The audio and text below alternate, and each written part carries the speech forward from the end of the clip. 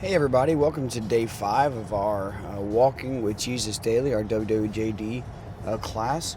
We've had some fun so far. Day 1 was mostly our introduction. Day 2, we learned the very first words of Jesus and the very words that he asks when you go looking for him.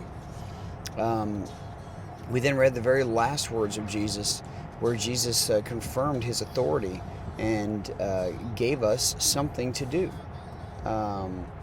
We then went and looked at the very first words he spoke after his baptism and temptation, and he called those who were beginning to follow him, who were tiptoeing out. And today we're going to look at how Jesus answered some questions and answered the word commandment. This is a word that we have been around for our entire lives. From the moment we are born, we are told yes or no, if we can do something or if we cannot do something. And we tend to just grow up that way, right? Can I do this? Can I not do this? If I do this, how much trouble would I get in? If I get caught or if I don't get caught, right? We're always looking for where's the line. It's almost like we are created with this this inner desire to want to know where's the line, what am I allowed to do, what am I not allowed to do, where's my rule book, where's my guidelines, how am I supposed to know what to do if you don't tell me? In the very beginning of life, a perfect God made a perfect world, and he created a man in his own image, in his own likeness, to rule this world with him. And all was well. And I'm not going to make a woman joke here, okay, because women are incredible, but y'all kind of messed it up. But y'all are incredible, okay? Absolutely incredible, okay? And then he gave man one commandment. He said, do whatever you want. I want you to enjoy my creation. Love me. Walk with me. There is no separation in this. There is no sin. It's just you and me. And he did make Adam a helper, Eve. Okay? Adam was made from the dust of the ground in the likeness of God. Eve was made from Adam. Okay? So she also has this one command. One thing. Now imagine this. If you're told you can do anything you want all day, except you cannot do this one thing, you can probably do it for a day. Maybe even a couple days.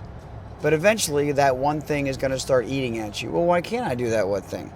Well, if I can do everything else, what does it really matter if I do that one thing, right? We begin to reason with ourselves. We begin to find ways to justify us doing whatever that one thing is that we're not supposed to do.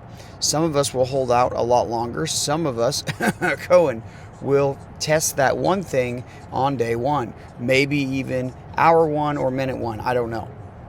Okay? But we want to know where our boundaries are. We want to know where our guidelines are. Okay? So we can stay out of trouble. And so we know what we can get away with. That's just who we are. Now, Adam and Eve, okay, they disobeyed this one thing. And this one thing brought sin and corruption and evil and separation into this world. And you say, well, I didn't do it. Why am I punished for it? I don't know. Why are you sinning? Like, why are you actively choosing yourself instead of God? That sounds like a you thing and not an Adam or Eve thing. Okay? Just because something is introduced into the world doesn't mean you have to take part in it. But we do. Every single one of us. But see, through all this, Jesus came. And by the time Jesus came, the 10 commandments that were given to God's people grew to over 700 commandments. And it grew to even more than that because, the Pharisees kind of made up their own extra rules. Okay? These things aren't working out very good, so we need to make extra rules. Why are rules even made in the first place? Well, they're originally made out of love. We're trying to protect our children, or we're trying to protect people. Like, why is there a law that a speed limit here is only a certain amount? Well, it's either because there's kids around here or because whatever it might be. Okay, it's for your safety and for the protection of other people. Yet it annoys us And if the one thing is to drive the speed limit today, none of you listening are going to do that. Sorry, but you just not. All right. Now, let's go back to what we're talking about. Jesus was once confronted, and we're going to talk about this. Let's just dive into the text right now, okay? And I call it text, but it's just this written word, okay? One of the scribes, this is Mark 12, starting in 28. It says, one of the scribes came up and heard them disputing with one another. Okay, the scribe was a person that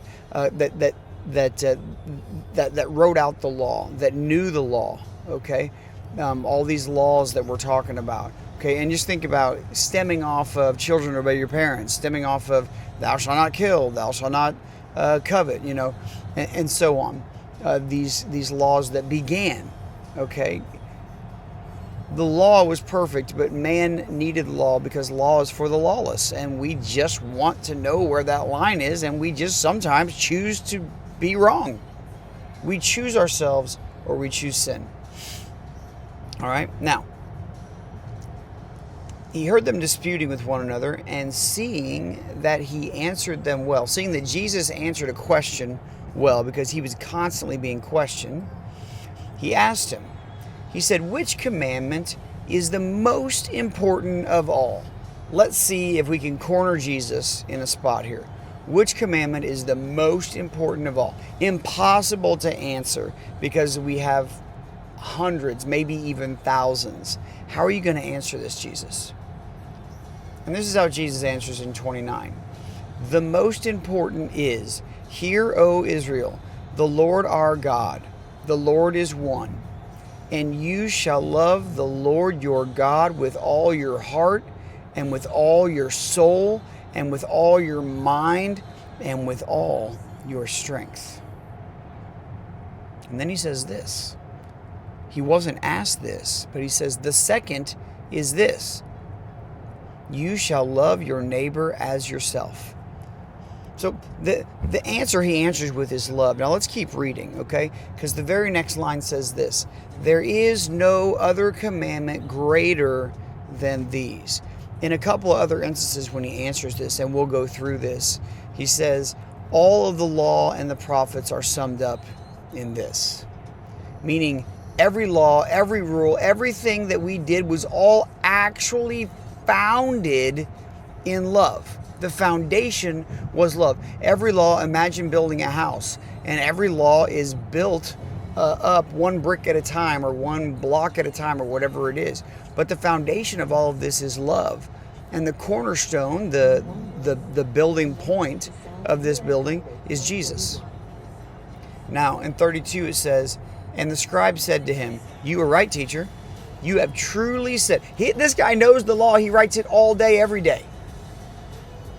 You have truly said that he is one, that God is one, there are not many, and there is no other besides him, and to love him with all the heart and with all the understanding and with all the strength, and to love one's neighbor as oneself is much more than all the whole burnt offerings and sacrifices. To love God and to love people is greater than any sacrifice that you could ever possibly make. Any gift that you could ever possibly give, any miraculous power that you could ever possibly have. So why are we reading this? When we look up the word commandment in the New Testament, in the life of Jesus, it's only really brought up 3 times where Jesus is giving a commandment. See, we a lot of times want to look at Jesus and find out what we can and can't do. Well, what did Jesus say about it? Well, can you do that or can you not do that? Well, he never said you couldn't, blah, blah, blah. Well, okay.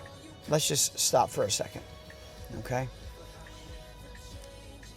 Do you want to be kept under rules and a law the whole life that you live? Do you want to be in trouble over breaking a law or a rule that you didn't even know existed? Of course people can keep laws and rules, but they can also break them. Let's put it this way. In the garden, there was one rule. If that rule had not been broken and had been kept, There would remain perfect harmony, and man would be one with God, and there would be no separation, no sin, no sorrow, no pain, no hatred, none of this. But one man began sin. And now one man came, Jesus, to be the sacrifice for our sins, to go before God and offer himself, to take on the punishment of sin himself for you and for me. Okay? And how many commandments did he give? Well, here he says these are the commandments of God. What is the greatest? And he tells them it's love. If you spend your day loving God with your whole heart, your whole mind, your whole soul, and your whole strength, and you extend that love to the people around you, what does your life look like? Well, let me tell you what it looks like. It looks like that one man brought sin, one man brought the answer to sin. One man brought what crushes the head of sin, and that is love. See, through one commandment, all other commandments are fulfilled and made known. It's to spend your whole day loving God and therefore loving people. And nowhere in there is it talking about loving yourself. Nowhere in there is love teaching only love the people that are kind to you or only love the people that are nice. The love here that is brought up is to love God with everything that you are, everything that you have, and then love people. If this is something that you're capable of fulfilling, you can change everything around you with this one thing. Now the question is, we started with if you had one law, one rule, one commandment, could you not break it? Well, let me ask you this question. If you have one rule, one law, one commandment, can you keep it? Can you freely keep that law? Because let me tell you something. In the following and teachings of Jesus, if your whole life is not rooted in love, if every action that you do is not rooted in love, if your life and the foundation of who you are is not rooted in love, you're building a foundation or a house or a kingdom or a life that is built on yourself. And whatever powers you have and whatever ideas you have and whatever rules and laws and commandments that you have, and I'll go ahead and tell you that that house is gonna crumble. There is no hope for that house. But if we can keep this one commandment of Jesus, and actually it's a commandment of God that was given to us, to all people. It was kind of the idea of life here, was to enjoy the creation he gave us and love him and walk with him every day for every second. So today, in this moment, as we have learned and are learning about Jesus, he's making your journey simple. He said, don't worry about all the things you can and can't do. It doesn't matter. I'm asking you to love me like I love you. And then I'm asking you to take that love to other people. It starts with me, it goes to them, and it takes you out of the picture. Because if your focus is to love God and to love other people, and the person next to you is the same focus, you will be loved. This world will be changed. Your workplace will be changed. Your home will be changed.